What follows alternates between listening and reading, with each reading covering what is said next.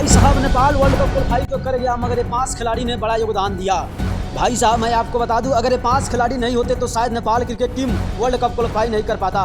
यानी कि पहला नाम है दीपेंद्र सिंह ऐरी, दूसरा नाम है संदीप लामेछाने, तीसरा नाम है कुशल भुटेल, चौथा नाम है आशिक शेख और पांचवा नाम है गुलशन जाह। कि जहाँ टीम को जिस वक्त जिस पोजीशन में ज़रूरत पड़ा टीम को योगदान दिया।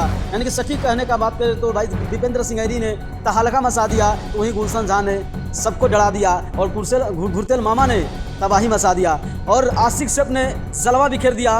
और उसके बाद बात करें संदीप लामेछाने ने लेग स्पिनर चला के जादू दिखा दिया। यानी कि 5 खिलाड़ी ने बहुत बड़ा योगदान दिया T20 वर्ल्ड कप 2026 का वर्ल्ड कप में जाने के लिए, क्योंकि ये अगर 5 खिलाड़ी नहीं होते तो शायद Nepal cricket team world cup qualify नहीं कर पाता। क्योंकि मैं आपको बता दूं दोस्तों, संदीप लामेछाने ने अपना जादू दिखाया और एक ही ओवर में 10 रन भी बनाने नहीं दिया, महज 5 रन बनाने दिया और आपको मैं बता दूं 2 विकेट लेकर इतिहास रच दिया। यानी कि बात करें दीपेंद्र सिंह ऐरी, तो भाई दीपेंद्र सिंह ऐरी ने भी अपना थ्रो सटिक से लेकर बल्लेबाजी से लेकर बॉलिंग तक भी तबाही मचाए। जहाँ जिस रूप में टीम को जरूरत था उस रूप में खड़े उतरे। उसके बाद करें गुलशन जाह, जो गुलशन जाह कभी टीम फंसा हुआ था, एक फाइटिंग स्कोर नहीं खड़ा हो रहा था, वहाँ पे गुलशन जाह आते हैं और फाइटिंग स्कोर खड़ा करके चले जाते हैं। भाई गजब का योगदान दिया। तो कभी आशिक शेख ने अपना जलवा बिखेरा, जैसे मैं आपको बता दूँ कभी विकेट कीपर तो कभी बड़ा स्कोर खड़ा किया और उसी वजह से आज Nepal cricket team T20 world cup 2026 में क्वालिफाई किया। और भुरतेल मामा की बात करें तो मामा जब तक क्रीज पे खड़े रहे तब से स्ट्राइक रेट का बात करें